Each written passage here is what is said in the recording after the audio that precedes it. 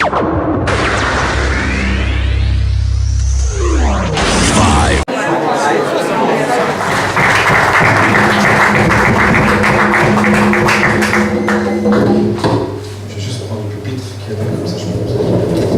son un tout petit peu moins fort, qui est moins de réverb. Quelque chose qui accroche là. Alors je vais faire un petit peu de promotion pour ceux qui ne connaissent pas. Il y a une conférence de jeunes qui arrive bientôt, la CJ. Ça fait plus de 20 ans que je fais partie de l'équipe de la CJ. C'est un mouvement de jeunesse inter-église où on a plus ou moins 80 différents types d'églises qui envoient leurs jeunes à cet événement. C'est bientôt, c'est à la fin du mois d'octobre, donc du 26 au 29 à Godine, juste à l'extérieur de Namur. Alors le lieu a changé pour ceux qui sont habitués, ce n'est plus à Karlsbourg. Donc là, on a eu un problème l'année passée avec le bâtiment, donc on a dû déménager. Donc il y a quelques affiches ici et j'ai quelques flyers que j'ai amenés avec. Il ne m'en reste pas beaucoup parce que les jeunes ont tout emporté. Donc venez les chercher après, ici devant. Alors oui, on m'a demandé de un peu vous parler sur le stress. Qui sait ce que c'est le stress? Il n'y a que deux mains. C'est les deux anciens qui gèrent à net qui sont face au stress. Le reste, ça va. On peut souvent mélanger le stress avec l'anxiété, avec les difficultés, avec les problèmes qu'on a. Mais moi, je vais simplement vous partager mon expérience, ce que moi j'ai déterminé par rapport au stress. Bon, j'ai une formule qui est assez, je vais dire, simple dans mon ministère, dans ma façon de travailler. Et Dieu a toujours honoré mes positions, ayant beaucoup de responsabilités dans ce que je fais. Vous allez dire, c'est évident. Un deuxième point, j'ai pas mis l'église, j'ai mis ma famille. Et troisième point, j'ai mis l'église. Et le quatrième point, j'ai mis mon travail. Ça, c'est les ordres dans mes priorités aujourd'hui, la façon dont je fonctionne. Je ne suis pas marié à l'église, contrairement à certains, peut-être d'entre vous. Je ne vais pas le juger, mais Dieu m'a appelé, je veux dire, avant tout, à servir dans le cadre de ma famille et en tant que responsable. Je veux dire, il y a assez de chapitres qui parlent, où l'apôtre Paul nous parle sur quel est le rôle de l'ancien, du responsable, qui doit pouvoir tenir sa famille et que ses enfants doivent être dans l'œuvre, etc. On ne va pas revenir là-dessus, mais je crois que c'est important qu'on puisse être un modèle aujourd'hui dans la société. Et je n'ai jamais laissé le travail non plus surmonter mon ministère ou ce que je fais dans l'Église. Oui, d'accord, je gagne moins d'argent que ce que j'aurais pu gagner du fait de mes choix, mais moi j'ai préféré gagner moins et pouvoir servir Dieu dans ce que je fais au niveau de la jeunesse, au niveau de la net, dans ce que j'aime faire en fait. Et en fait, c'est cet équilibre qui amène pour moi une vie, je veux dire, Jeff il est là pour m'aider, je vais juste demander à Jeff de se lever juste un instant, c'est un missionnaire américain qui vient d'arriver à Bruxelles pour m'aider dans le ministère au niveau de la jeunesse européenne. Jeff, can you just stand up a couple seconds? Aujourd'hui, il est là pour m'appuyer, pour partager un peu mon fardeau au niveau de l'Europe, puisqu'il y a pas mal de travail au niveau de la jeunesse pentecôtiste européenne. Et bien sûr, ma façon de travailler, c'est de travailler en équipe. Ça, c'est un grand secret au niveau de la gestion du stress et d'avoir moins de stress, c'est de pouvoir avoir des bonnes personnes à côté de soi. De ne pas tout faire soi-même, c'est impossible, ça je vous le dis. Peut-être vous voulez l'expérimenter, mais pour ceux qui sont jeunes et qui veulent apprendre par l'expérience, tout faire soi-même, c'est impossible. On ne peut pas être partout, on ne peut pas être le pompier, on ne peut pas être... vous savez ce que c'est une église. Alors moi, les experts disent qu'un environnement de travail plein de stress est un lieu où la personne a peu de contrôle sur la situation. Donc si vous êtes stressé aujourd'hui, eh bien, les experts disent que vous avez peu de contrôle sur votre situation. Et croyez-moi, je veux dire, c'est pas facile à le dire. Donc, le stress, c'est la façon dont le corps réagit au changement. Donc ça veut dire, si vous êtes stressé, ça veut dire qu'il y a du changement dans votre vie. Mais peut-être trop de changement. Peu importe si c'est un bon changement. Donc par exemple, moi j'ai ma société dans laquelle je travaille, donc où je suis directeur commercial, directeur des opérations, donc tout ce qui est à l'extérieur de l'entreprise, c'est moi qui gère. En fait, on a été racheté au mois de novembre l'année passée, et j'ai 2 nouveaux patrons depuis ce moment-là. Et ils ont chargé le baudet qui était déjà chargé, donc c'était moi, ils l'ont chargé un peu plus.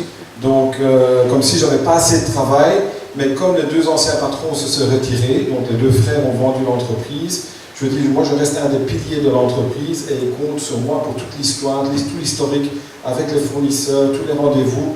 Je dois doubler mon agenda maintenant et faire avec eux, ce qui ne rend pas la situation facile. Je n'ai pas demandé cela, ça mène un peu plus de stress dans ma vie, mais ça reste gérable. Mais il y a aussi le stress qu'on attire sur soi, en s'engageant dans des choses qu'on ne devrait peut-être pas être. Et ça, je crois que c'est la sagesse que Dieu peut vous donner aussi, avant de s'engager dans quelque chose, de bien prier, de dire, ok Seigneur, est-ce que vraiment je dois m'engager là-dedans? Il y a certaines choses qu'on ne peut pas éviter, comme je vous dis, comme par exemple au travail. Il y a certaines situations dans nos églises qu'on ne peut pas éviter non plus, qu'il faut faire face. Mais il y a des situations souvent, très souvent, qu'on peut éviter et on ne devrait pas mettre le pied. Et on décide de quand même mettre le pied. Et on s'attire quoi? Des défis. Il y en a que certains qui le disent, il y en a qui disent des problèmes. Tout dépend de comment vous voyez les choses. Donc, un secret, si vous passez par un moment plein de stress, ne prenez surtout pas de nouvelles responsabilités.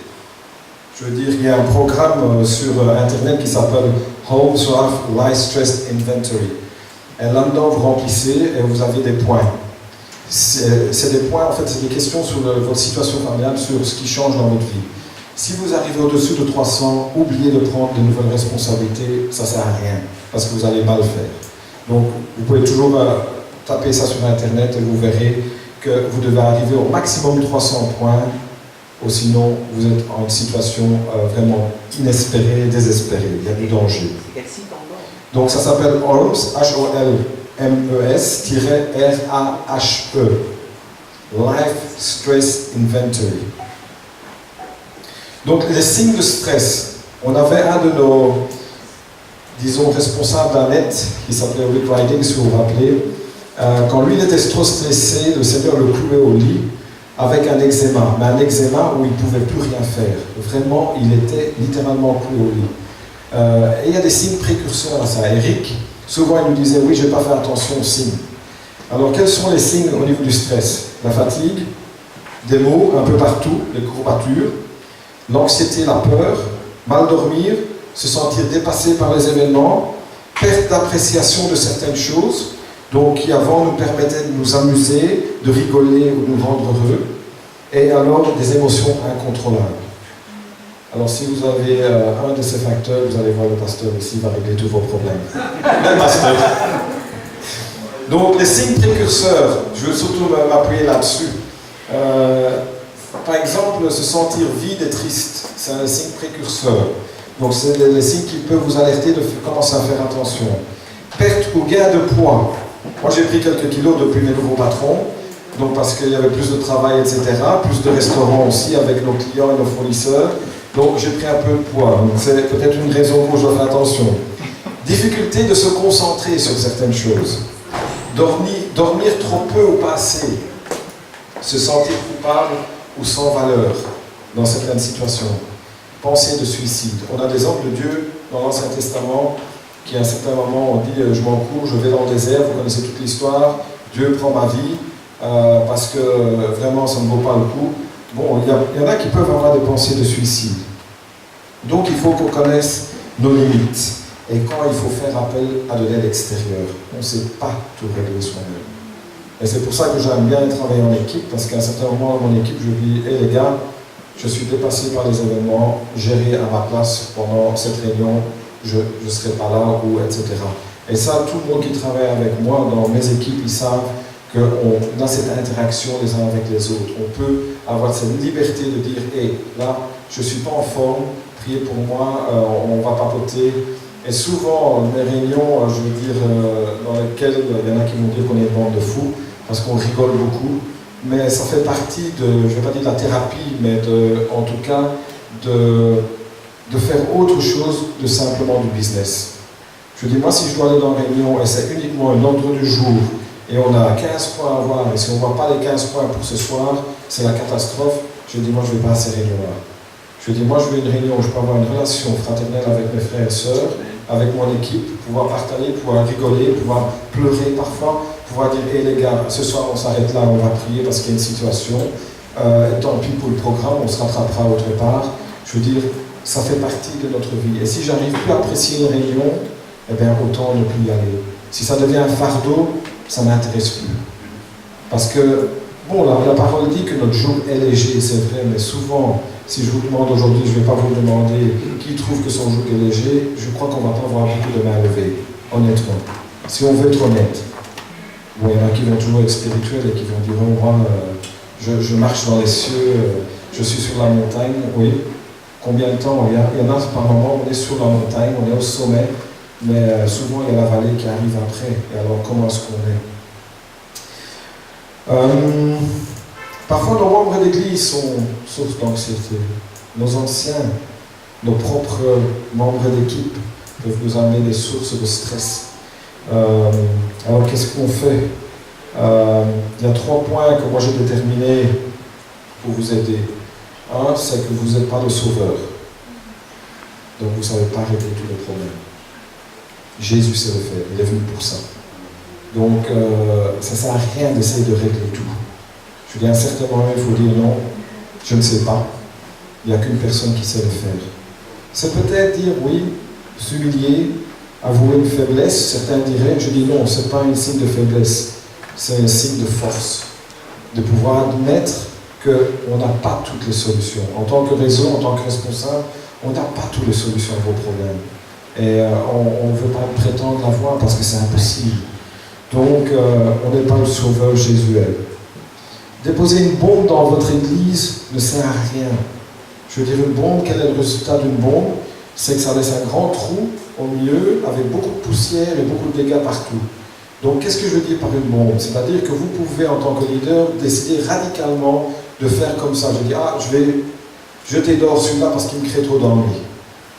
Mais souvent, je veux dire, ça peut avoir l'effet contraire de ce qu'on voudrait.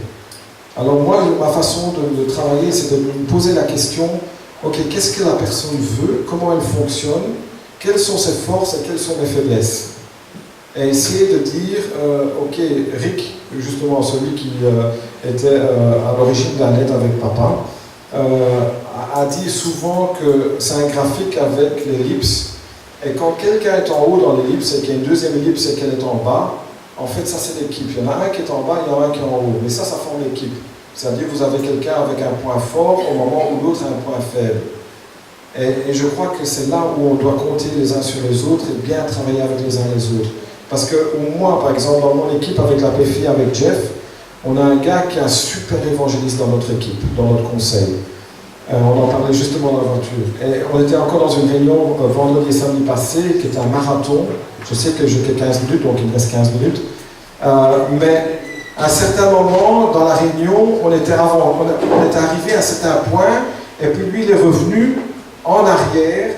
Pardon, j'ai renversé l'eau. Il est revenu en arrière à une demi-heure de où on était, en posant une question, en disant « Je voudrais parler de ceci ». Et puis j'ai dit « Bon, on a déjà parlé là-dessus ». Et de temps en temps, il était un peu en retard par rapport à notre avancement. Mais quand je le mets dans la rue, c'est le gars qui va battre des frontières au niveau de l'évangélisation, qui va aller vers celui que moi je n'oserais pas aller. C'est lui qui va vraiment, je dis dans le métro, évangéliser, aller dans un quartier musulman, prêcher la bonne nouvelle sans problème. Et c'est ça qui fait la richesse de l'équipe, parce que moi je ne le ferai pas. Oui, on est tous appelés à faire quelque chose comme ça. Mais ce n'est pas mon ministère. Je vais le faire si on me demande de le faire. Mais lui, c'est son truc. Et c'est ça qui fait qu'on fait partie de l'équipe. Donc, on doit chercher des partenaires. Et on doit essayer de ne pas se plaindre. Donc, rechercher comment faire un partenariat avec les personnes autour de nous est parfois un défi. Parce qu'il faut connaître son caractère et il faut connaître le caractère des autres.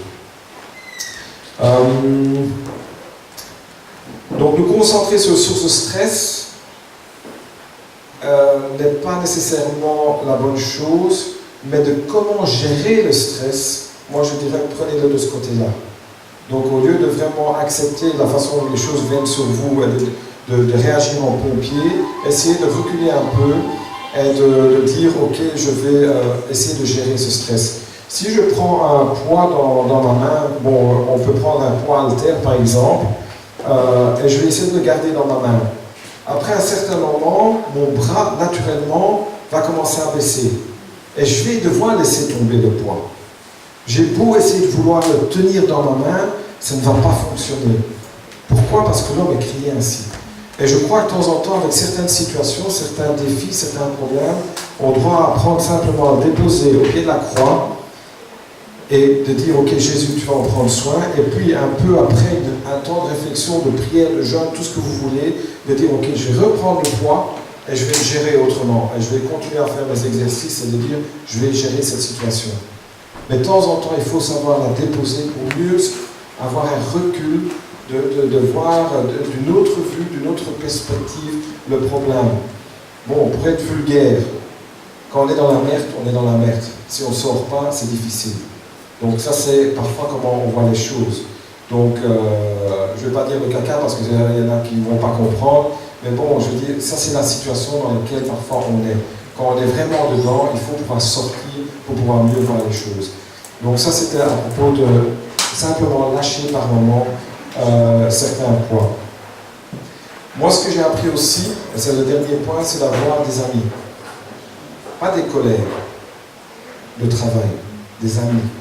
Sur qui, moi, je peux appeler Jeff n'importe quand, je dis Jeff, on doit se voir, j'ai une situation, on va simplement partager, et puis il va me donner son point de vue, peut-être il ne va pas me donner son point de vue parce qu'il n'a pas de point de vue, parce que je suis vraiment dans un cas difficile, mais au moins je sais qu'on peut parler, je peux me décharger sur quelqu'un sans avoir un effet de jugement, sans avoir des répercussions, et prier avec cette personne-là. Et je crois que ça c'est important dans le ministère aussi, c'est avoir cette, comment dire, cette accountability,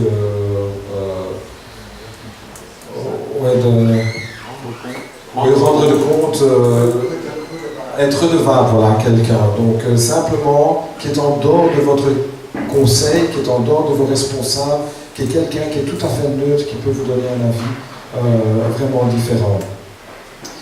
On dit souvent, il y a quelqu'un qui disait un fardeau partagé fait la moitié du poids. Donc il est plus léger. Moi je peux garder le fardeau ou je peux décider de le partager. Donc, et les amis sont une façon de compenser notre famille. Donc parfois, les situations dans l'église, les situations familiales ne sont pas évidentes, ne sont pas simples, travailler avec la famille n'est jamais simple, sauf si on s'entend vraiment bien. Donc avoir des amis, je crois que ça peut être important de pouvoir compter sur eux. Et en résumé, des amis de confiance qui sont concernés et qui ne sont pas là pour des avantages et pour recevoir quelque chose, moi je dirais, sont un cadeau de Dieu. C'est vraiment un cadeau de Dieu de pouvoir avoir ces gens-là. Et c'est un outil pour éviter le stress de la vie. Donc entourez-vous de vraiment de gens de confiance, des amis, où vous pouvez simplement appeler dans la journée, vous avez une journée terrible.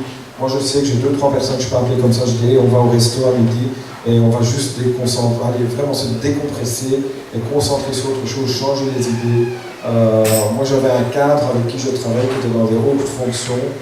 Il me disait souvent quand je suis à une réunion où je ne sais plus par où aller parce qu'il y a des décisions à prendre, il dit je vais dans le WC et je prends 5-10 minutes s'il faut et je prie et je dis ok Seigneur là tu dois m'en sortir.